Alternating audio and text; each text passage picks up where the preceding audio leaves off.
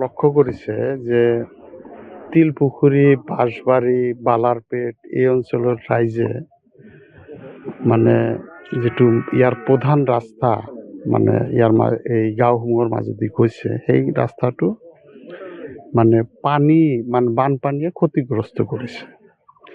মই যোৱা ৩টা বছৰে লাগি আছোঁ। বিধানসভাত কথা উত্থাপন কৰিছিলোঁ। মুখ্যমন্ত্ৰী মহোদয়ে কৈছিল যে SDRFত কামটো কৰি দিয়া হ'ব। SDRFত ২বাৰ ৩বাৰ এষ্টিমেট দিয়া হ'ল। আমাৰ বিষয়াসকল আছে, তেওঁলোকে গম পায় ৫ কোটি টকা ধৰি পেলাই দিয়া হ'ল। তো কিন্তু মুখ্যমন্ত্ৰী কথা দিয়াৰ পিছতো আমাৰ বিভাগীয় মন্ত্ৰী মানে ৰাজহ মন্ত্ৰী ডাঙৰীয়া লিখি দি ফোন কৰি দিয়াৰ পিছতো এগৰাকী কুখ্যাত বিষয়াই এই কামটো দিয়া নাছিলে। সেইকাৰণে আমি চমুৰ যাতনা খাব লগা হ'ল। মই বিষয়াগৰাকীৰ নাম নকওঁ, কুখ্যাত বুলি ক'লোঁ। এইটো মোৰ MLA-শ্বিপত বিধায়ক হৈ থকা পিৰিয়ডত মোৰ মনত থাকিব যে এই বিষয়াগৰাকীৰ কথা। বিভাগীয় মন্ত্ৰীয়ে ফোন কৰি দিয়ে, ৰিকমেণ্ডেশ্যন দিয়ে, মুখ্যমন্ত্ৰীয়ে বিধানসভাত কথা দিয়ে যে কামটো কৰি দিয়া হ'ব। তাৰপিছত সেই কুখ্যাত বিষয়াগৰাকী মোক দিয়া নাছিল। মই ইমানে জ্বালা খাইছোঁ এই ৩ বছৰ। মানে নিজৰ গাঁৱৰ, নিজৰ অঞ্চলৰ মানুহৰ যিটো মানে যেনেকুৱা সন্দেহমূলক কথা যে আমাৰ বিধায়কৰ ক্ষমতা নাইয়ে নেকি, একো কৰিব নোৱাৰে নেকি, এইবিলাকত মানে মই খুবেই অতিষ্ঠ হৈছিলোঁ। তো যিয়ে নহওক, আজি মই সেই অতিষ্ঠ বা সেই দুখজনক অৱস্থাৰ পৰা মানে মুক্তি পাইছোঁ। আমি এতিয়া 10 কোটি টকাৰ এটা আঁচনিৰ কামত আজি শুভ আৰম্ভ কৰিলোঁ আৰু ফৰ্মেলি আকৌ আধাৰশিলা কৰা হ'ব। এইটো অলপ যিহেতু কোড অফ কণ্ডাক্ট আহিল, সেইকাৰণে আজি আমি কামটো আৰম্ভ কৰি দিলোঁ।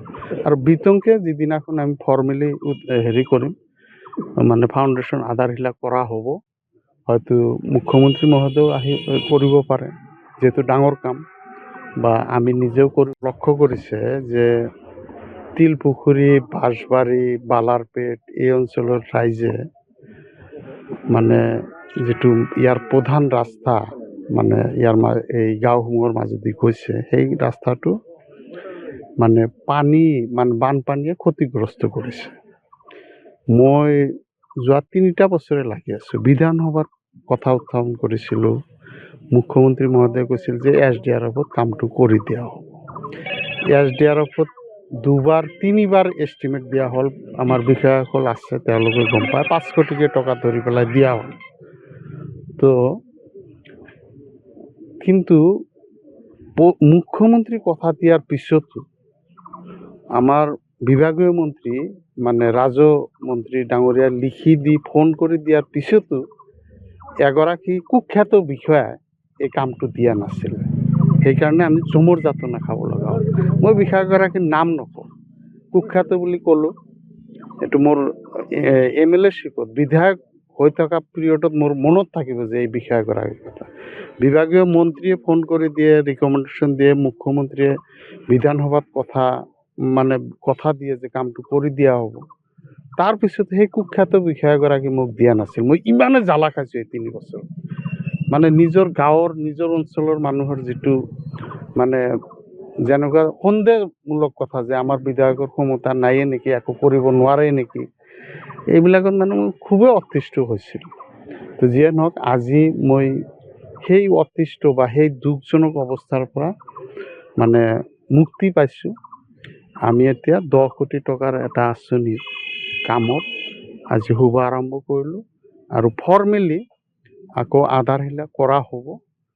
এইটো অলপ যিহেতু কোড অফ কণ্ডাক্ট আহিল, সেইকাৰণে আজি আমি কামটো আৰম্ভ কৰি দিলোঁ।